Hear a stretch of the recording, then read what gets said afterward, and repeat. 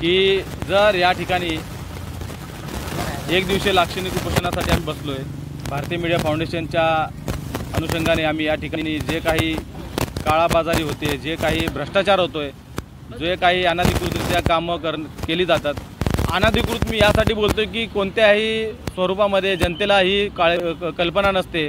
की कोणत्या ठिकाणी काम होणार आहे आणि ज्या ठिकाणी चांगलं काम झालं असेल त्या ठिकाणी पुन्हा ते तोडून जर काम होत असेल तर याला आपण भ्रष्टाचारच म्हणू। आणि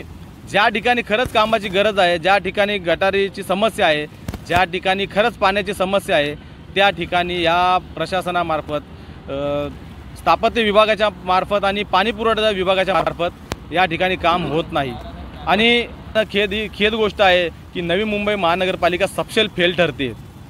आणि नवी मुंबई महानगरपालिकेचं ध्येय धोरण हे झोपडपट्ट्यांसाठी नाही आहे आणि झोपडपट्ट्यांची फक्त पिळवणूक करायची, झोपडपट्ट्यातून फक्त कर आकारायचा, जास्तीत जास्त कर आकारायचा आणि झोपडपट्टीवासियांची लूट करायची आणि सुविधाच्या नावावरती फक्त आणि फक्त कोणातरी ठेकेदाराला किंवा संबंधित त्या समाजकंटकाला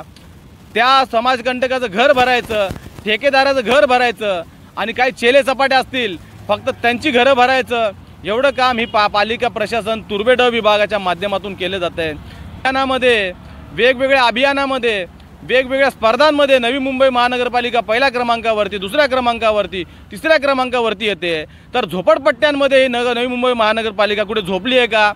संबंधित अधिकाऱ्यांना जाग कधी येणार? जे कोणी संबंधित अधिकारी आहे त्यांचं असं चाललेलं आहे की एकी थाली के चेले छट्टे बट्टे, जसं त्यांचं काम चाललेलं आहे। तुम्ही पण खावा आणि आम्हाला पण खाऊ द्या, ह्या पद्धतीत काय करायचं? शेवटी त्यांचं खाली डोकाने वर पाय केल्याशिवाय आम्ही भारतीय मीडिया राहणार नाही। आणि या पुढचं आंदोलन आज आम्ही जे आंदोलन करतो यानंतर जर या विभागाला जाग नाही आली तर या येणाऱ्या पुढच्या काळामध्ये आम्ही तीव्र आंदोलन करू आणि या नवी मुंबई महानगरपालिकेतील डी विभागातील जे प्रशासन आहेत, जे कोणी सिव्हिल डिपार्टमेंटचे, स्थापत्य विभागाचे आहेत, पाणी पुरवठा विभागाचे आहेत, यांचे आम्ही खुर्ची खाली करू, आंदोलन याच्या पुढे घेऊ आणि ज्या खुर्चीवर हे बसत आहेत त्या खुर्चीवरती जर न्याय देऊ शकत नसतील तर ते खुर्ची खाली करणं सगळ्यात चांगलं राहील। आणि अशा विभाग अधिकाऱ्याला किंवा अशा त्या अधिकाऱ्याला इथून निलंबित करावं आणि पुन्हा त्याला कुठे काम भेटणार नाही